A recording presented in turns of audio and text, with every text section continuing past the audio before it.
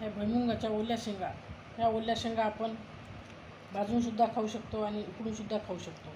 आपण ह्या शेंगाचे जे समोरचे जे तोंड आहेत हे आपण फोडून घेतले आहेत, कारण आपल्याला ह्या शेंगा लवकर भाजून गेल्या पाहिजेत म्हणून आपण ह्याचे तोंड फोडले आहेत.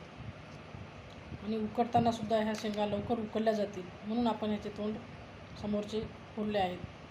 उकडताना ह्या शेंगामध्ये आपण मीठ घालून घेऊ. स्वच्छ धुवून घ्यायच्या पहिले आणि नंतर थोडंसं मीठ चवीनुसार घालून घेऊ आणि नंतर ह्या कुकरला एक शिट्टी काढून घेऊ. नंतर ह्या शेंगा उकडल्यानंतर अशा दिसतात.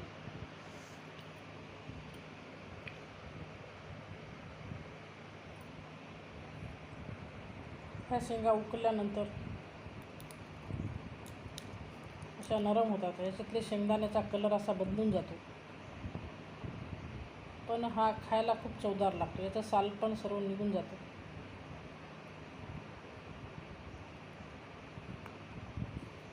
आपण याचे हे शेंगदाणे बाहेर काढून घेतले आहेत.